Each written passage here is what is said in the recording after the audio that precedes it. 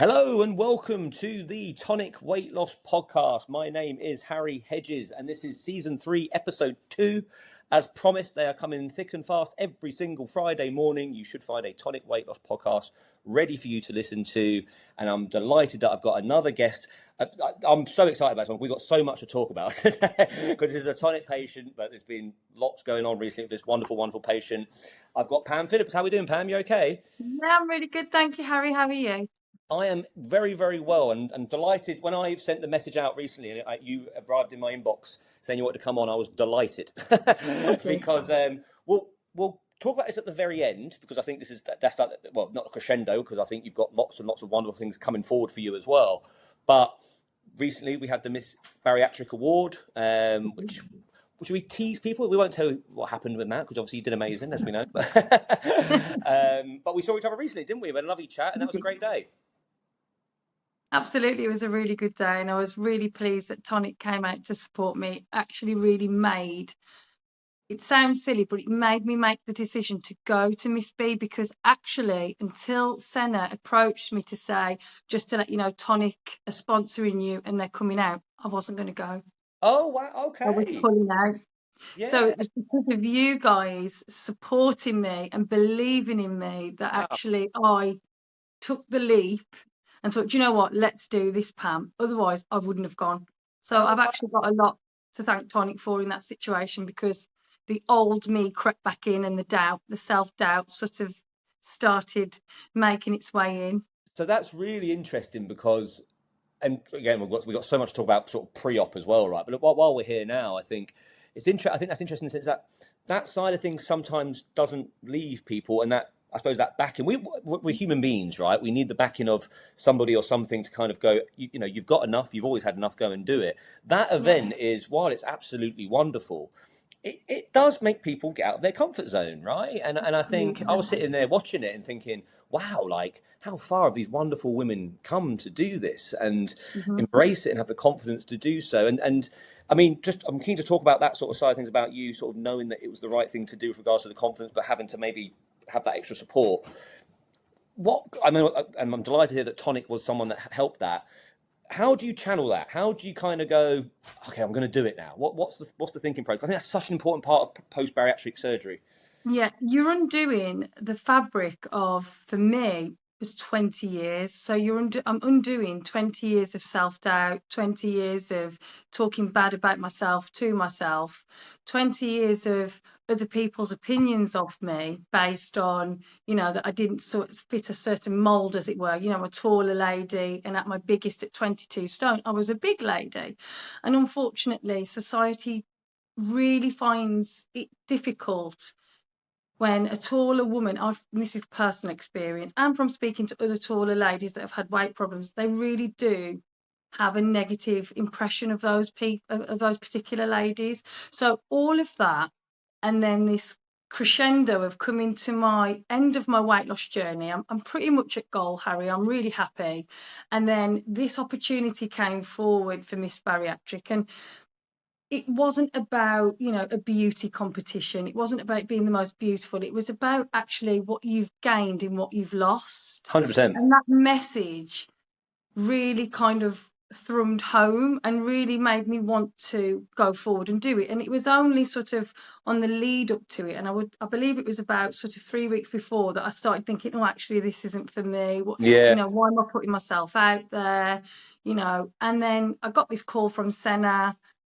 Pam, this is fantastic. Tonic are coming to support you. Harry's coming to the event. I was like, oh, okay, then maybe I've got to do it now. put my big girl pants on and get on down to Surrey and overcome things like travelling on my own. Yeah, sure. It Of sounds course. silly, but as a married woman with 2 kids, I go nowhere on my own. So all of a sudden, I'm back to being Pam, pre-mom, pre married life, and even pre-weight gain. I was Yeah. back to this, getting on a train. I hadn't been on a train on my own since before having my son, and he's 9. So it was just all of it was a big, massive ball of excitement, worry, anxiety, and I did it, and I'm so glad that I did, and I'm really glad that Tonic did support me because in supporting me, I went forward because I probably wouldn't have gone. Wow. Well, first of all, I mean, obviously, I had the pleasure of being there, but no, I know for a fact that Tonic, it was an absolute pleasure to be there. And I think what I can see, and obviously speaking to Senna, who's very, very, very switched on, I found when I spoke to her, like it's just only going to get bigger as well, Oh, isn't it's it? going to be massive. You can Yeah. tell there's so much potential there from speaking to the other contestants, and I suppose maybe just because it's a podcast, it's good to sort of describe stuff. Like it was like a Miss Great Britain award for bariatric patients, but it's not just, you know. And this is the fantastic thing about it. It's not about who's lost the most weight or even I mean, not really how you look. You're right. It's the confidence, how you carry it. I love the fact that the story, all these aspects to it, which almost epitomise post-bariatric surgery, right? Because while, yes, we are aware of the number on the scales, that is something, but we know it's volatile, it's not linear, it's not going to go down every single week. And the discovery to find these other metrics of success, which is what I sometimes sound like a broken record about sometimes, but it's so important. Yeah. But I think what you define there, you said, a bit quite excited, but also quite nervous, but so glad you've done it. Well, I think many patients would describe the actual procedure, the day of their procedure, as a similar sort of roller coaster. And it's almost like that kind of moment is the start point of you taking risk, getting comfortable, getting uncomfortable. Yeah. There's something about that, like happiness is such a broad term. I don't think happiness is your goal weight. I think it's what you do when you're in and around it. Does that make sense? Yeah, do you agree? No, totally, wholeheartedly agree. Yeah. And I suppose while this is classic, like me, I knew this was happening when I was talking to you about it. We've gone right to the end before we start at the beginning. It'd be like one of those Christopher Nolan films where we start and we work our way backwards and go forwards again. But I'm keen to hear about Pam before all this, because I only had the pleasure of meeting you sort of when you come on board Tonic. And please start, it might be teenagers, whatever you're sort of comfortable to talk about. What was Pam like prior? You mentioned obviously being a tall individual and some of the aspects there. Please, the floor is yours. Let's hear all about Pam pre-surgery. Yeah, no worries. So I guess my story really starts where, so my story starts when I was about 14, 15, the age where I guess you start to figure yourself out as a young woman, and you start navigating, the sort of, beyond your family home, school, high school. And I was 5'11", and I was growing up in what is essentially the late 90s, early noughties, and it was the era of size 0. And irrespective of the fashion, I was never ever going to be a size 0 because I physically don't have the bone structure for size 0.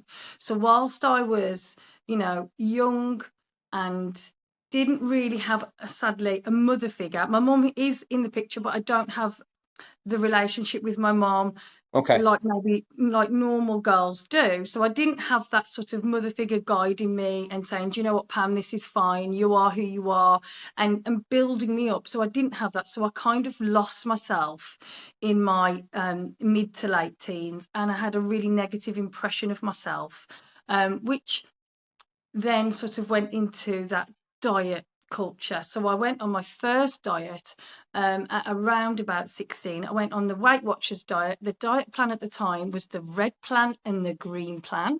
Okay, yes, I remember that. That was before points. So it was the 0 point soup. So you'd have 0 points and then you red and you green. And I went, and that was my first diet. And it then snowballed from there. So it went from one diet to another, and at no point did I have any success. And then I went on to university. And at university, I was probably tipping the scales at about 15 stone, which puts me at my height at about size 16. And again, I moved in with 10 girls in a house in Nottingham, didn't know anybody, absolutely fish out of water. And for the first time in my life, nobody else was in control of what I ate. And I went on some crazy diets. I went on the cabbage soup diet. I did the egg diet. I did the 3-day diet. And I went from 15 stone at the start of uni, and I came back in the summer back home looking like a completely different person. I literally looked completely different. I'd gone down to probably what I am now. And nobody recognised me, and I loved the feeling and I loved that buzz, and I maintained that weight very unhealthily for the 2 years of university. And I then came back home and then got an office job, and the weight started creeping back on. I then got married to my hubby, and then I had I tried to lose weight for the wedding, and I went on the Cambridge shake diet. So I lost 3 stone, and I was a size 14 on my wedding day. And then we went on holiday to Mexico, and I think I gained a stone in 2 weeks. And then I had my daughter, and I crept back up to the Yeah, scales, and I yeah, went to yeah. my heaviest at 22 stone whilst pregnant. And then motherhood, and then you Of lose course. yourself and you lose Yeah. your identity. And I lost my identity. I Wow. became so absorbed of being what was the perfect mom by doing that, because I guess I didn't have that relationship with my mom, Right. which I must Okay. say, away from that, my relationship with my mom has improved, and we've got a really good relationship now, but at the Brilliant. Brilliant. time it wasn't as great. So I had this, problem with food, and it just kind of got progressively worse. And then along with that, from carrying my daughter, I started to get back problems, and it was identified that I had a prolapsed disc.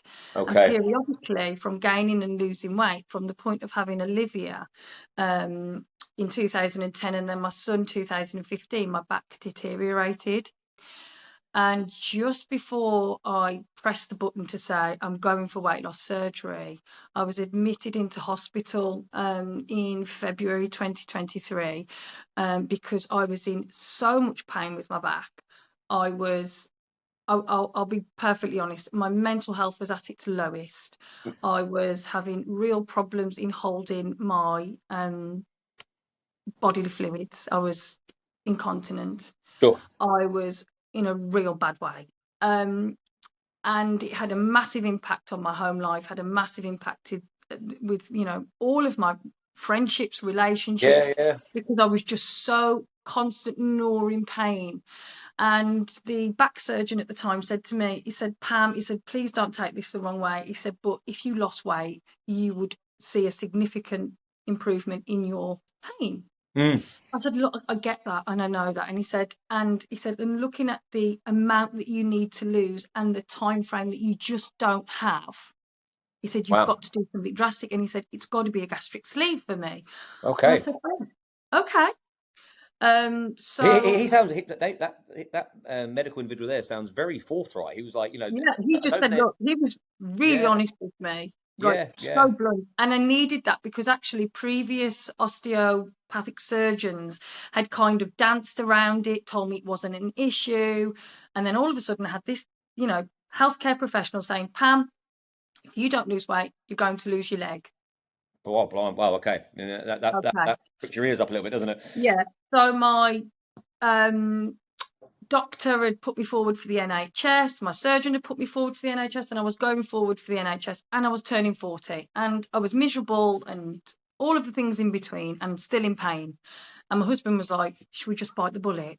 He's like, it's coming up for your 40th. Should we just get you a new body? And I went, yeah, let's I'm do in. that.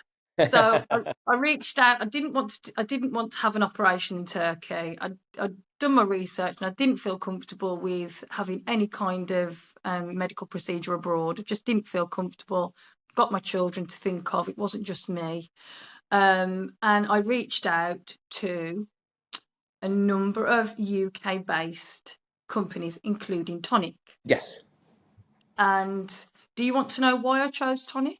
Well, I definitely do, but I just think there's so many things that I want to find out more from what you already said. Okay. Yeah, that's fine. So we'll Go for definitely, it. well, if you don't mind, like I said, we're going to do this kind of move where we're going to go backwards and forwards a Yeah, little bit. Because it's there's gonna be so many linear. layers there that are interesting. The first thing I kind of want to talk about is, so you sound like, in reflection, this happens quite a lot post-procedure. You sound extremely self-aware about what was happening during those times. You know, you're Oh, looking good, back yeah. and it's almost like if you have that self-awareness at the time, when people do what you've done there with the Cambridge diet and that sort of yo-yo effect a little bit, I always think if I suppose I'm a PT, I find positives in stories, and I Yeah. think I couldn't do a Cambridge diet, I couldn't do a cabbage diet, I couldn't do all the stuff that people have done in the past. I physically, at no point in my life could I do that. Okay, No. so the reason I say that is because I think, wow, the mental capacity this person must have to achieve 3 stone loss during university as well, which by the way is a bumpy time for a lot of people for different Yeah. reasons, like nutrition and health wise. I mean, Yeah. so that also says to me that during that time that you are able to prioritize yourself. You were because you Yeah. weren't getting sort of drawn into other people and living in a house with other girls. You're still very impressionable at that time, but you Yeah. were Yeah. able to be forthright in your opinion to achieve an extremely difficult thing. Just in my opinion, the diet culture at that time and that diet industry and some of these faddier diets have a lot to answer for Oh, because God, yeah. they're not sustainable. Yeah. And when they're not sustainable, of course, there's going to be a gain. And what happens is, I I used to call it this. It was like the Ricky Hatton. Ricky Hatton used to lose loads of weight for a fight and then put it all back on again, and then lose Yeah. loads of weight for a fight, put it back on again. He retired at 29 because you just can't keep doing that. Your body No. isn't designed to keep on doing that. And it's a similar sort of thing with the yo-yo diet world, where people just go, do you know what? I'm going to give up. And then, of course, a wonderful, amazing thing, becoming a mother. Okay, that is a wonderful, amazing thing. But then this compounds the effect as well. It's very normal that there's weight gain during that time, Mm-hmm. and then injuries with your back, and then suddenly the mobility is not there, which puts us in more vulnerable environments because we're going to sit down more, we're going to be less active, we're going to seek Yeah. short-term things to make ourselves Yeah. feel better. But within all that, I always, like I say, want to draw towards those positive. Someone who's able to say no. You must have done that at university. You would have been asked to go and boozy nights out. You can't lose Yeah. 3 stone and do that all the time, right? Yeah. And also an incredible mindset. And in a way, I'm thinking, wow, post bariatric surgery, that's someone we can work with here, okay? Because there's lots and so proof's been the pudding. Because look how amazing you look at what you've done so far. But like, it's just interesting. I think what I suppose what I'm getting at here is that your story is, the world loves an underdog story, but you can look at parts of it and go, you can see why this is working for you so much post Yeah. procedure. If that makes sense.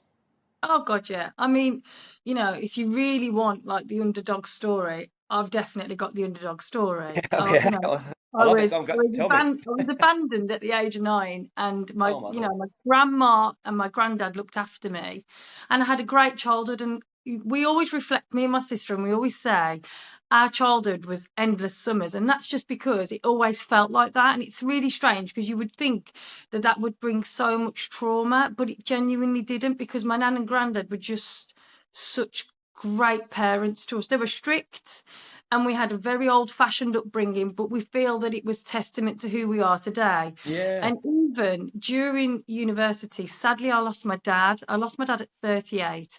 My dad had a very chaotic lifestyle of drink and drug abuse and party animal, and he was a young dad. They had us at 16, and he was only 38, and I was 20, nearly 21 when he passed away. And he passed away, and it came back that he had heart failure. So that was another reason for me to kind of go, do you know what? I'm nearly 40. I've achieved, and I always thought, getting to 38, I'd feel funny, and I did.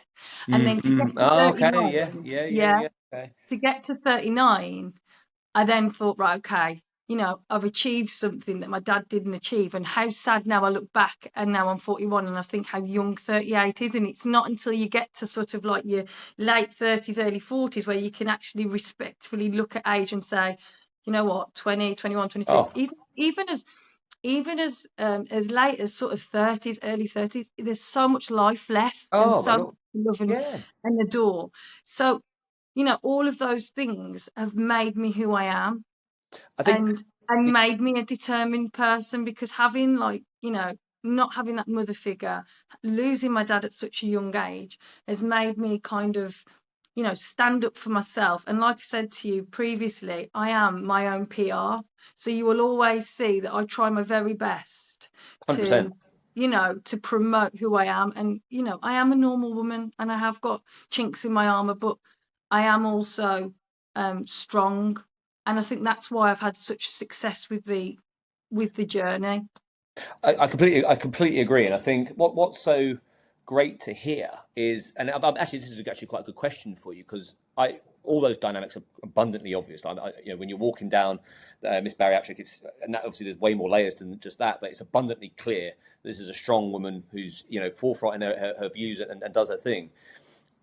Pre-surgery, it's quite common that can maybe you feel like you're losing that a little bit due to the lack of control sometimes. And what I mean So by bad back and becoming a yeah, mother, so mother, yeah, I've become a father recently. It's very normal not to prioritize yourself as much. yeah, yeah. Did some of those things feel like they were slipping away a little bit, maybe? So pre-surgery, following becoming a mom, I did lose myself for a length of Yeah, you time, and mentioned I'm earlier just on. gonna, Yeah, yeah. yeah, and underneath becoming a mom, I was working in the recruitment sector. I was just living. I was existing. I was living to come home to be with my daughter. I was living to come home to be with my family, and I was just existing. Um, and it wasn't until after the birth of my son that I did take a little bit of time back for me, and started to prioritize myself in terms of like my health journey. I went forward actually, and I qualified as a personal trainer in 2017. Okay. And despite not reaching my weight goal, I think I got to 16 and a half stone at that point. I still had this presence that meant that people wanted to train with me. Ladies felt comfortable with me because I was a normal mom, Yeah, a yeah, normal woman with a absolutely. normal body, and it was achievable, and I was knowledgeable, and I'm passionate, and still am very passionate about exercise. Well, I've seen the Um, videos. yeah, just maybe not, sort of in a career kind of way. Oh, sure, sure. So I did lose myself, but in and amongst that, there has always been this facade of glam Pam, and that was coined actually. That was coined by a teacher, Oh, Mrs. wow. Bickey. When I was 17, I think I came to sixth form one day and I had some leather boots on and denim. I was forward thinking. I was always ahead of the fashion. And she was like, "Oh, Pam, you're so glam." She's like, "Oh, you're glam Pam." And it kind of stuck. And even though that teacher didn't speak to another group of women, for some reason it's always kind of passed down. So when I was at university, they called me Glam Pam. When I was, even like more recently, a group of girls that I hang out with every now and again, they'll call me Glam Pam. So like I had this like Gemma Collins kind of vibe thing going on, big, Oh, I bold, see. Right. Yeah. that big, blonde and beautiful, that kind of Yeah, yeah, vibe, yeah. Okay.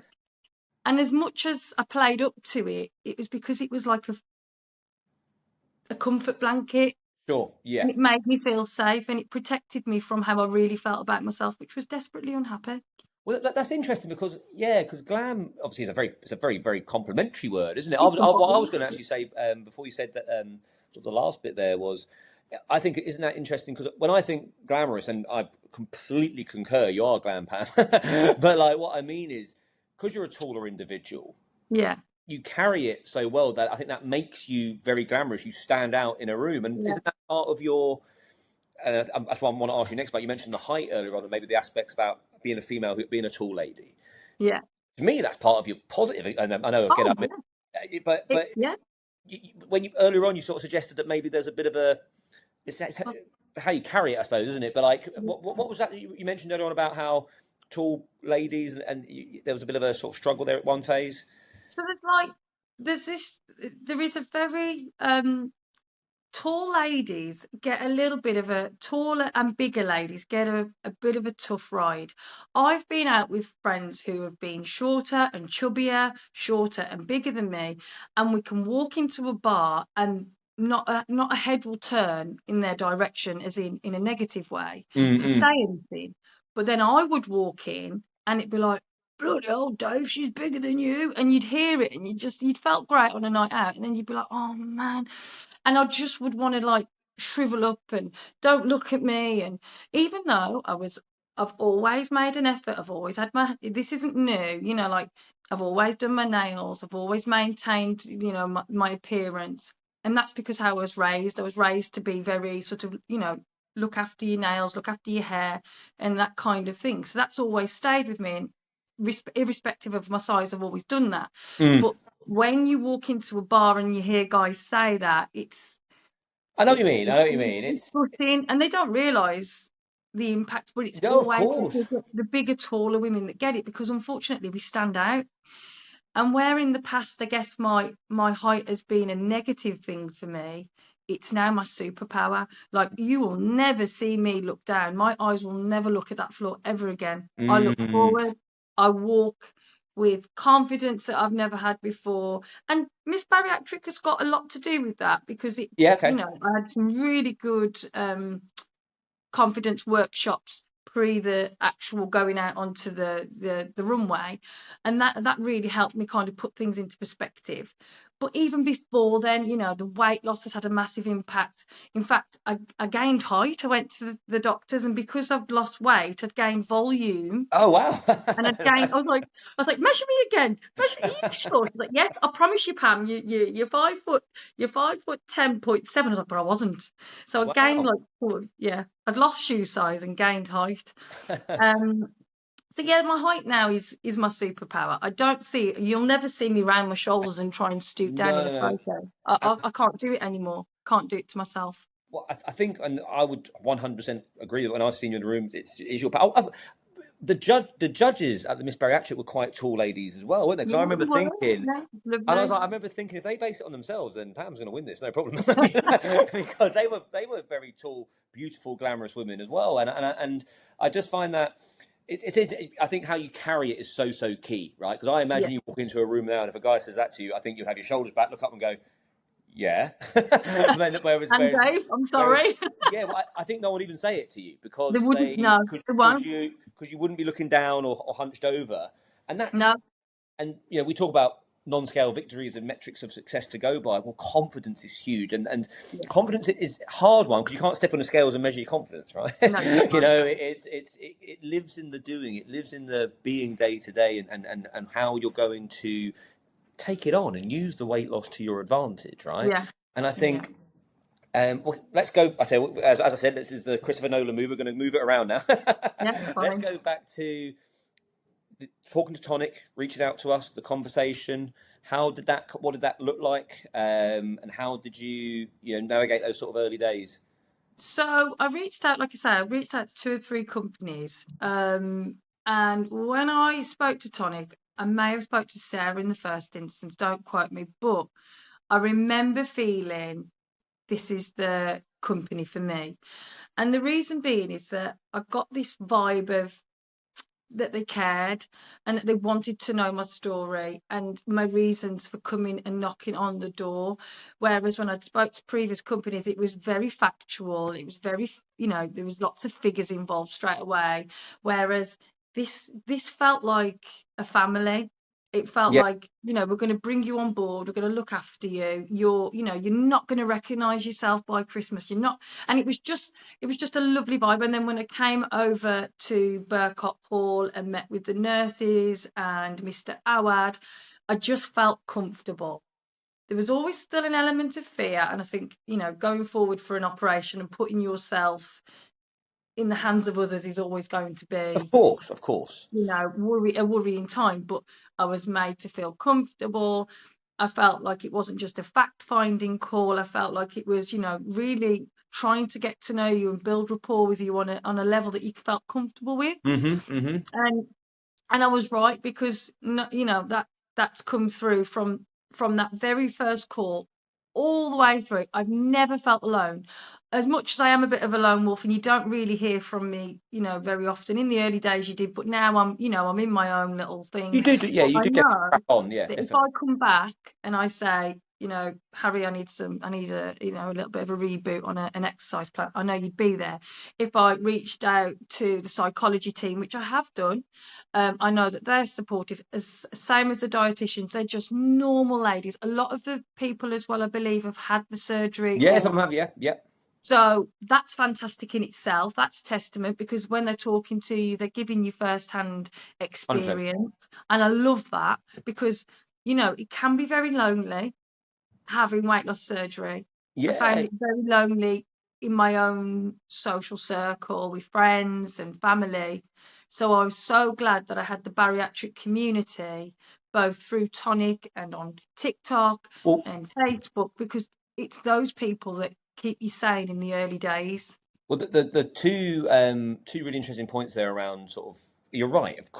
I think if someone's not nervous about this process, I don't want anyone to feel nervous. But if you're not nervous, No. there's a part of me that thinks I don't know if you're taking this seriously enough because this Yeah, is because it's something that massive. we want probably 70-80% excitement, 20-30% nerves, I suppose is the Yeah. ideal kind of percentage. We want some excitement in there somewhere.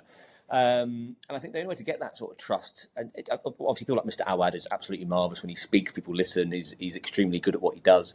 But from our point of view, is like, being available, ready, knowing what we're talking about, it goes such a Yeah, long way. You know, you mentioned sort of going abroad recently. You don't get that aspect. Okay, my understanding it tends to be sort of text messages and things like that. You don't get tone. You don't get any real sort of general idea what's going on. And anyway, so that's a big one. But you mentioned the word community there as well. And I said on a previous podcast, but I'll say it again because I think it's important. We know that the three ways people tend to lose weight and most importantly keep it off is through a form of restriction, which you could say the bariatric procedure aids that, but then there are other things you can do as well. Accountability, which we want to be that. We want to, we're there for you. But the third one is community, having other people to talk about it, to live it, to breathe it, to get ideas from, to realize that you're not alone, and that's yeah, why the Facebook group. Obviously, we both love a bit of TikTok, don't we? And but the tonic ball, we obviously had the tonic ball on yeah. Saturday, and to Pam's point a minute ago, I asked her, how were you yesterday? Were you a bit hungover at all? No, no. That's not what I do. That's not what I do. And that's totally to your credit. And the other thing that you said as well was, I've been to the letter. I haven't cut corners. I've done it Yeah. properly. And here's a question I have for you, though. Obviously, because it's great to see you sort of putting yourself out to the world and on social media and what have you. Did you tell people straight away, or did you leave it a period of time before you started that sort of side of things? How have you navigated that?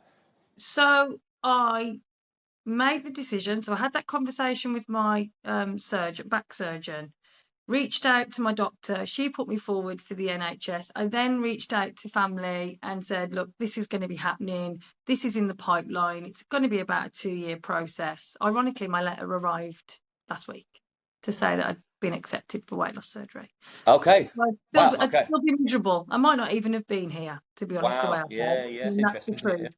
Yeah. truth. So where how I did it was I made the decision. Hubby was supporting me, kids were supporting me, and then I reached out to my sisters, my friendship groups, and I had a mixed response. I had Okay. the worry, so my sisters, they were worried and concerned and said, look, this is a massive operation. This is a massive decision. Are you sure it's what you want to do? Do you want to have one more slog at this or one more slog at that? And I said, actually, no, I'm tired. I'm the oldest of 5 sisters, and I've got a lot of years on them, really. I think there's 3 years between me and my second sibling. And I said, do you know what? I'm just tired. I'm coming for 40. My knees don't do what they're meant to be doing, my back, and now my bladder. Like, what am I waiting for? Mm, mm. Friends, there was a mixed response. I did get kind of, maybe not friends that are friends now, but things like, oh, it's going to age you. You're going to have loads of loose skin. So Or have you're going to have all this go wrong. And, do you know what? All that negativity, do you know what it became? It motivation. became it became the food that I could no longer Wow. consume. Oh, I love that. So That's that, better than yeah. motivation. So that was like literally I couldn't eat bread anymore, but that was the bread that I was eating on. So when things got tough, those early days, those first couple of days when it's still procedural as opposed to sort of wait, you're healing, everything's still healing, and it was hard.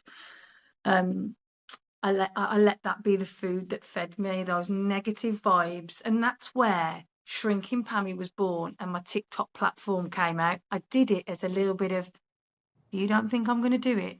You don't realise who I am? Just watch me. And I that's what it was. It became love that. it started off as a, if you don't think I'm going to do it, watch me. And I'll put it out there. That's how confident I am that I'm going to be successful.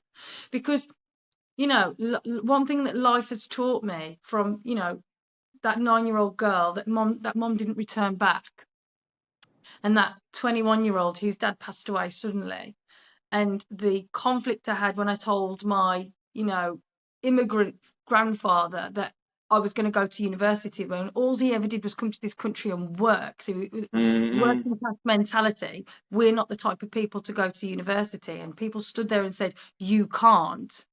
When somebody says I can't, I always say, watch me. I Watch me. can. It's your So it's your superpower. yeah, it's my superpower. So all of those negative things just became so positive that I consumed it, and it consumed me in such a positive way. I didn't let it be negative. I didn't let it fester, and I didn't let it have a negative impact on the people that said it. I just let them slowly breathe away, like literally just exit I and think let the new me it, it arise, and that's who I am. it reminds me of a quote I read recently, actually, and it was around the idea that people that we know, and it's like you're not scared of failure. You're scared of what your friends will perceive as you failing. Yeah, And if you're worried about that, imagine if they knew that you weren't even trying. yeah, And what would they think of you then? And then yeah, the last point is, oh yeah, they're not actually thinking about you. And I no, think that's a really powerful sort of thing to say in so many ways. I think we get so absorbed and so yeah, self-consumed in what everyone else is doing that we yeah, don't do the right things ourselves sometimes, you no, know. But what you've done there is you've used that initial animosity, I suppose, towards what you wanted to do. You knew it was the right answer. Okay, yeah, by the sounds of things, it's like I'm all in, yeah, and then you get that slight rebuffal of like, well, what if? And aging is a really really strange thing to say to this because we know that people unfortunately when they are in a certain category above a BMI are far you don't see many people over the age of 60, 70, unfortunately, you know. It's just so what is the ultimate way of aging is being overweight, yeah, okay. And so it's if anything it's a complete opposite. I know people yeah, sometimes think loose skin looks like aging, but it's by the by when it comes to living life, okay. And I think and to channel that towards a motivation to create discipline like you have now is super powerful. And I think, yeah, and again, part of your story, the underdog story, picking snippets there, some real key components of your life, and almost using them as a strength. yeah. They are. It's They it's it's, are a strength. it's fantastic, Pam. Like, and I think what that's not easy to do. That's not, you know, No, a lot that's of not a people. given. Yeah, And no, a lot of people would crumble, and I know that, and I'm proud, and I'm grateful that that's not me because I am a fighter, but that's me, and I'll never let. Oh, I don't want to get all teary on a podcast, but I won't let that define who I am. no, And no, I will never ever again let my height define who I am, and I'll never let my weight define who I am either. I would Because never have guessed. I would never have guessed watching you during that this bariatric competition ever think that you had any no, self like no, you were worried about being tall or anything like that. If yeah, anything, I would say that again. I mentioned the word superpower, and I would say it was your physical asset. yeah, But exactly, yeah. And it and was for the yeah, first time in my entire adult life, it became my superpower, and I've allowed it to, and now that I've allowed that to happen, it's just it's transformed who I am. I wear heels. I've always wore heels, but I wore them begrudgingly, or I wore them ashamedly, or I wore them thinking, oh, I look silly. Now I wear them, and if somebody looks at me and goes, I just smile. I'm like, yeah, that's me. I, That's me, 10 foot, and not caring at all. Like I'm just like, hey. well, Um, there's something in also. I think like you know we're so sometimes aware of people's assets, whether they've whether they're tall, short. I guess maybe a little bit shorter guys might feel a yeah, similar sort of way yeah, to, yeah, but not different, but yeah, that kind of way of thinking sometimes. But actually, what is the sexiest thing of them all? What's the most sort of yeah. enticing? It's confidence, isn't it? It's how It you really is. carry it, and I say it's about loose skin quite a lot as well. Like loose skin can be a factor post bariatric surgery. You'd Yeah, much rather have that than be in the what you people were yeah, in the early stages. But again, and it's something and something I was really really grateful for towards yourself was when people do the right things. They eat optimal protein, they exercise, they lift weights. I remember seeing your videos on our Facebook group pop up of you doing dumbbells and lifting weights, and it was like, oh, this is yeah, like this is exactly what we want people to be doing. yeah, of And course. also to video it and put it out there. Again, you don't see that very often in the bariatric world, and I think that's such a unique level of confidence to stand out.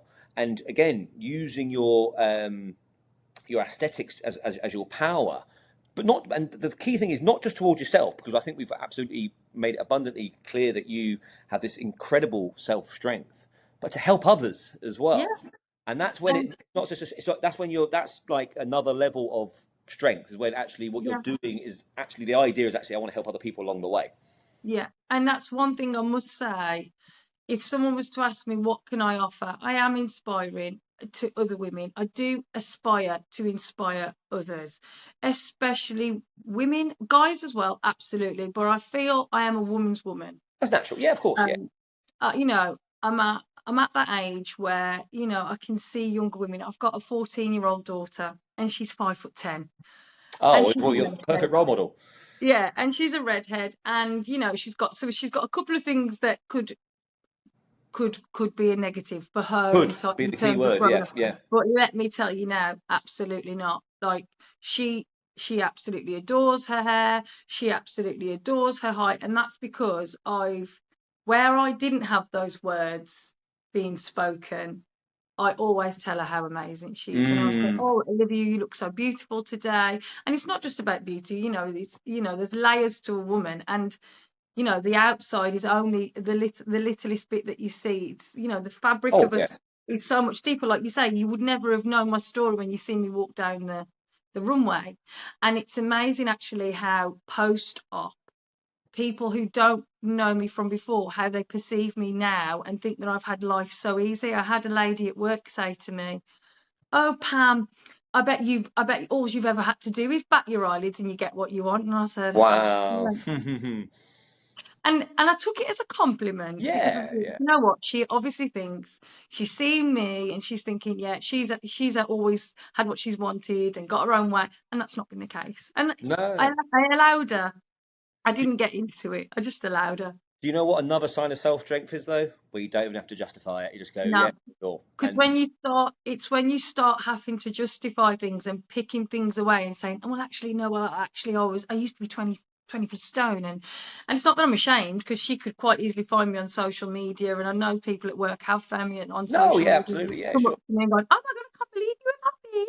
And I'm like, oh, yeah, I was, you know, and it gets that little conversation. And then people then you can see that their eyes become open to you, and they actually, by not being perfect, by being perfectly imperfect, people actually like you more because they can 100%. relate to you more.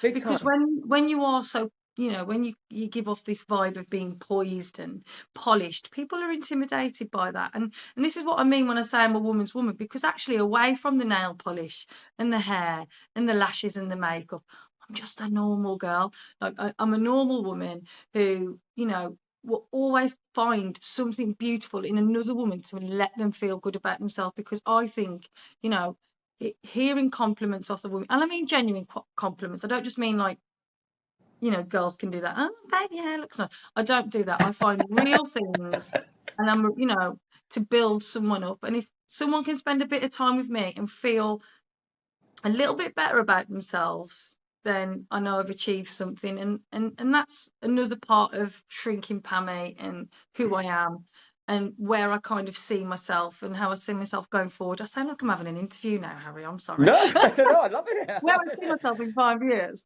Yeah. shrinking Pammy.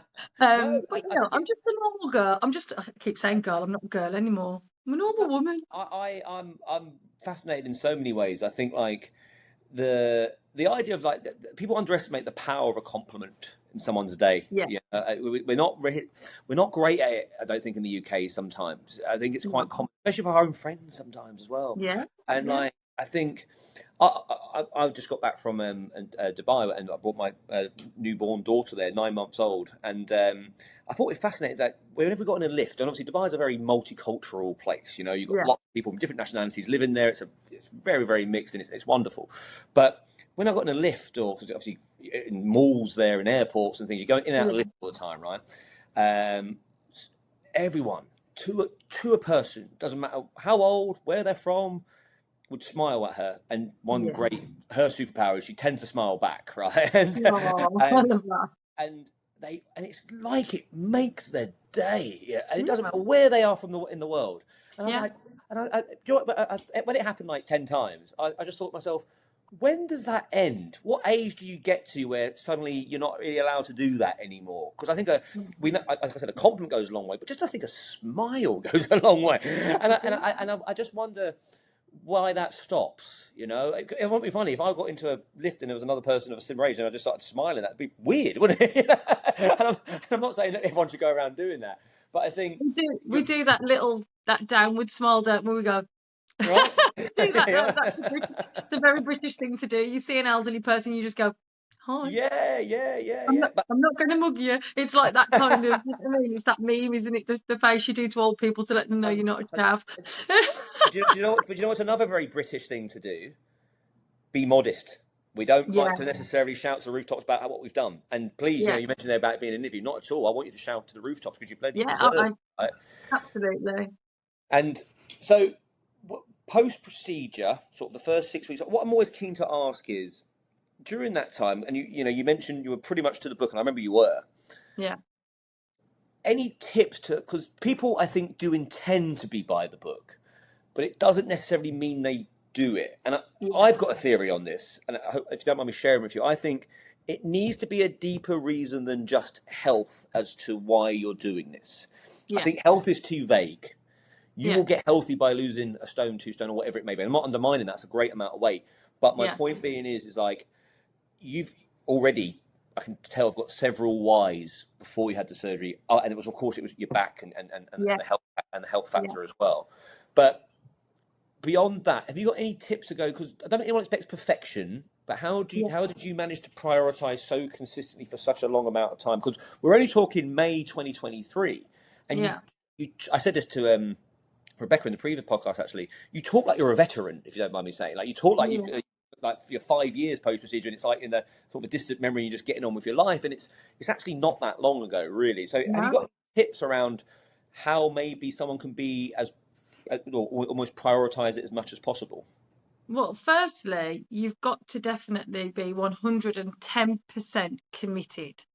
You Okay, can't go into this um, half-hearted. And I think and this is the problem with having the procedure abroad. You're paying 3 grand, 2 grand. You know, yes, £2,000 is still a lot of money. £3,000 is still a lot of money. But actually, when you're here in the UK, yes, it is more. However, it's a financial commitment that you've absolutely. made. It's an emotional commitment. Hello, Coco. It's a dedication to, your health, yes. And also it's longevity of life. So let's not play around with the plan.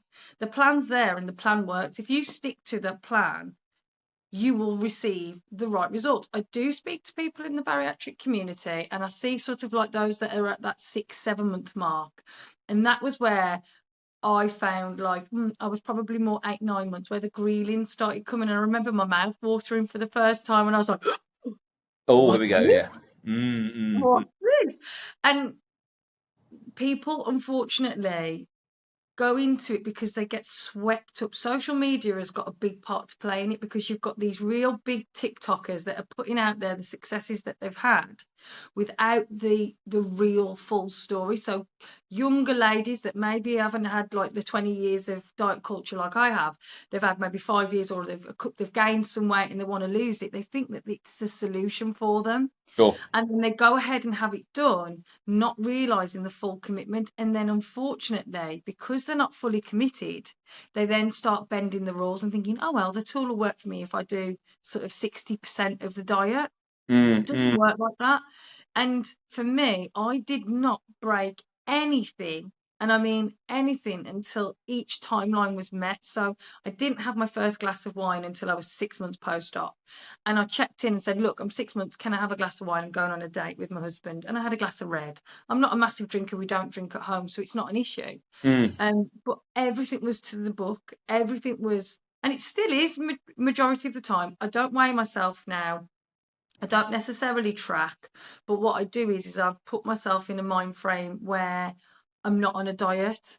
So I don't do this whole, oh, I ate half a cheeseburger, so tomorrow I've got to be on a diet. Because No, as soon no. as I do that, I'm back to old Pam. I And Yes. old Pam would berate herself for having half a muffin or having, well, old Pam would have had 3 muffins. Do you know what I mean? But Yeah. what I mean is, it's that mentality of, oh, well, I've done this and it's bad. And actually, none of it's bad. But what is right is that in those early days, you get the cornerstones of your dieting, your foundations, because Correct. it's those that you need to rely on when the greeling comes back in. Because if you've messed around in those first 6 months, and not created new habits, I can guarantee you're going to be one of the statistics that puts the weight back on because you've not put your cornerstones in. And that is the key. foundations, cornerstones, and utilizing the people that are around you, like yourself, like the dietitians, like your coordinator and your nurses, to get everything nailed in. And that's what I did. I literally saw my operation as a rebirth. Mm.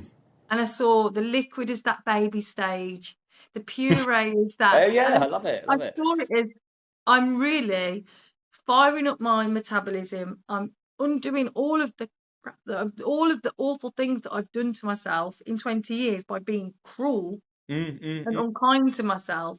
I'm undoing that, and I saw this as a rebirth.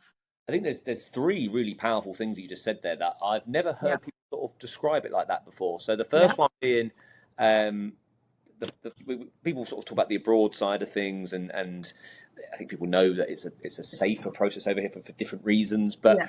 But the actual fact you've paid more, you've got more skin in the game because Oh yeah, that financial constraint actually aids your results. I've never really heard anyone put it like that before. I love the yeah. rebirth and the liquid and the Yeah, puree. I well, love it really that. is. Like Yeah, literally, you go from liquid to puree to solids to normal diet, and it's exactly the same for a baby. Obviously, the period in time is longer, but and that's what I say. You go back to liquids. You physically you're rebirthing your belly. You're starting again. You've got this little tiny pocket. Like when they talk about a baby and you know you're breastfeeding or formula feeding, the midwife will say their tummy's only as big as your thumbnail. It's tiny. Don't yeah. worry. If they're only suckling for 10 minutes, they're getting enough. You know, and they do. And it's the same thing, isn't it? Like you've got this tiny stomach. You're starting again.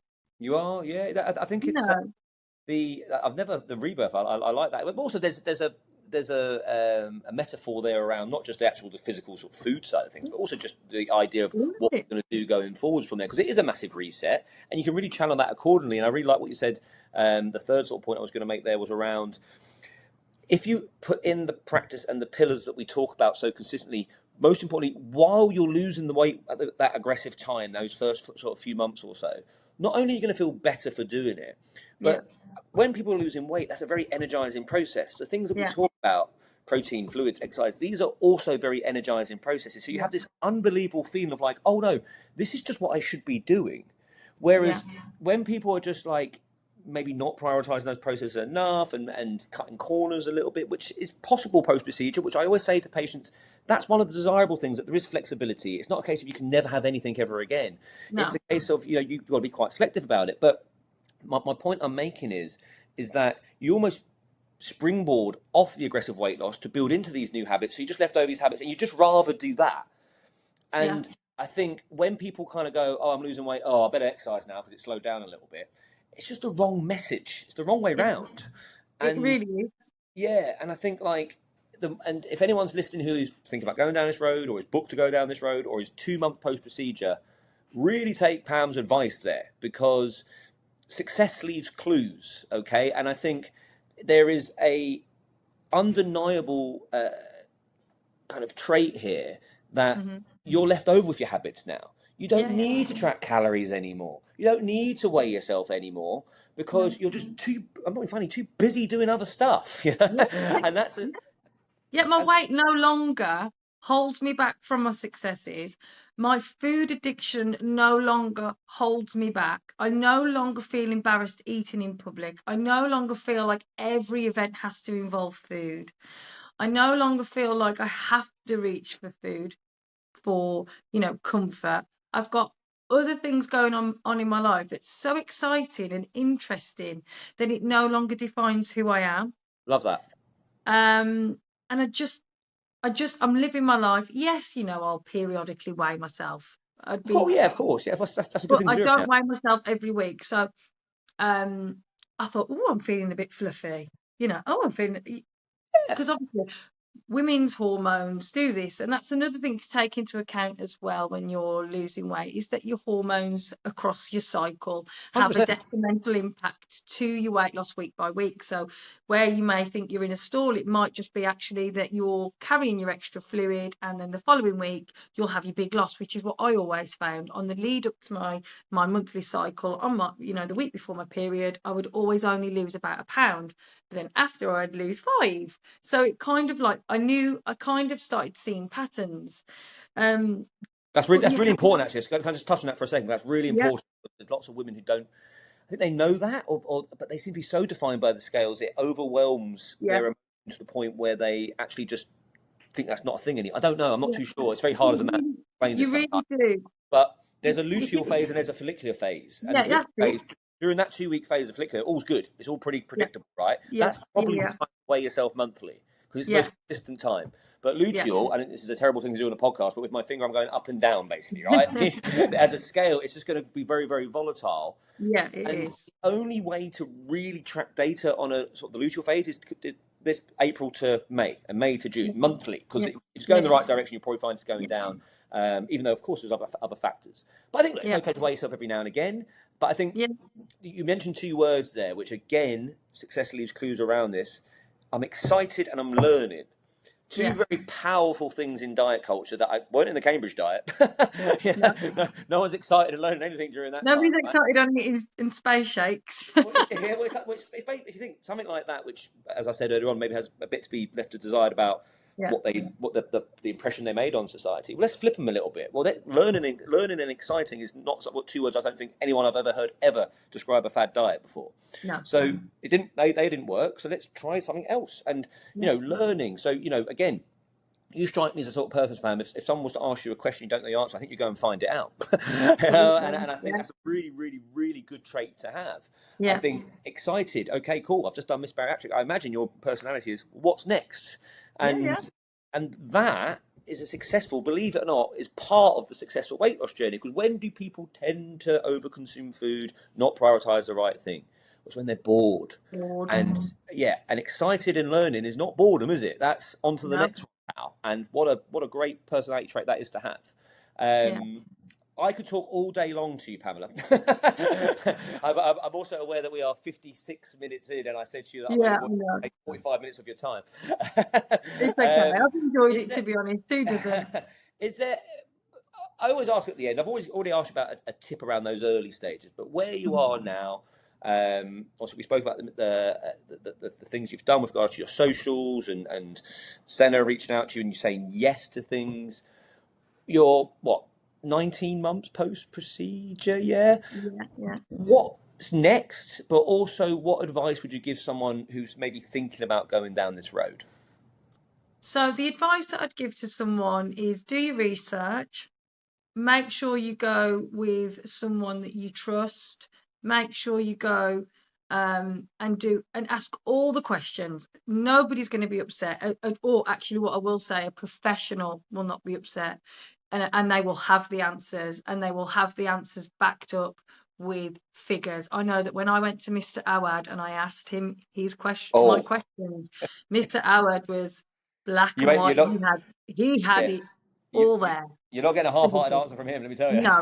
And that in itself was uplifting. So make sure you do research and actually go into this knowing that, yes, things will change, but they will change for the better, and you will get a new lease of life that you didn't have before.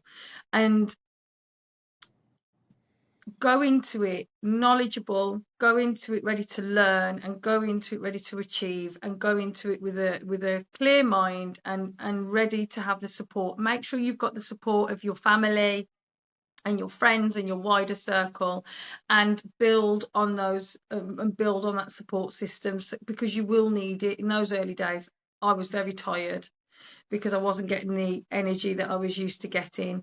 Sure. But 3 months post-op, I was flying. I was absolutely loving life, to be perfectly honest. And what's next? Who knows? It's a great answer. Who knows? I would love. I know that Tonic have reached out to me, and opportunities there will be fantastic. So I'm looking forward to that. I would Defo. love to work within the bariatric industry and be a support network to patients up and coming. I think I've got a lot of experience, and not just from my short, spurt of being a bariatric patient, but even before. Um, so something within that ilk. And if not, I'm happy. I've got my 4 bed house, my 2 kids, my hubby, my dog, and my 2 cats. I'm really happy. Yeah, Life's good, and love I'm that. and I can walk without getting out of breath, and run up the stairs, up the 2 flights of stairs to my bed at night without dying. So it's not bad, is it? I've got my health, No, and that's your wealth, isn't it? So anything else that comes on top of that is a bonus. yeah, no, I love that. I love that. Like I say, I particularly love that. And you've got so much to look forward to there. But if not, back to base camp, and base camp's pretty good as well. And I think Base camp solid. that's sort of my mission a little bit as well. I've still got plenty of tank. Still want to do a lot more. Don't Yes. get me wrong, but one day I wouldn't mind just kind of retreating, just sitting somewhere in the middle of nowhere with my dog and my children, Yeah, and just look knowledge, at the world and right? go, Yeah. It's it's someone those else. things It's that someone really else's. make life. Yeah. Yeah, it's someone else's time now, But like I said, we're not there yet, Pam. We've got plenty left in the tank, I think, both of us. Yeah, So. we have. Absolutely. We've got more than ever. Yeah, well, no, and I just think I just want to thank you for your time today. You're I know welcome. I've seen your socials. I've seen you comment back to people. I know when I've DM'd you about certain things, you're quick to kind of be so present and there for people, and that's a real sign of success as well. I'm going off piece a little bit here, but I'm a massive Kobe Bryant fan, and he sort of always said like, yes, I did work very hard to be the best I could possibly be, but actually, I actually really enjoyed just going to the kids and teaching them how to play basketball. That's actually where I actually Right. feel really, Yeah. really. And it's like you almost like our point there about houses a little bit there. You build the foundations yourself, and then actually where real success is going on and doing more. And Yeah. learning excitement, I think, are 2 key words that you said that I really want to take on board and really put across to patients. That's what it should be like. Yeah. And if you do it like that consistently over time, you're going to have a bad day, no doubt about it. But We'll have them. Yeah. absolutely. But what pillars do you turn to when the chips are down, rather than this yo-yo effect, up and down, motivation, all or nothing effect?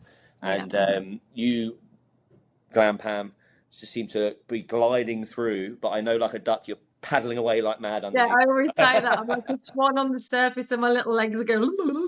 Yeah, I get a feel there's a lot going on behind. You know what I mean? But no, thank you for your time. No, you're I appreciate welcome. it. I know the community will as well. And yeah, onwards and upwards we go. Yeah.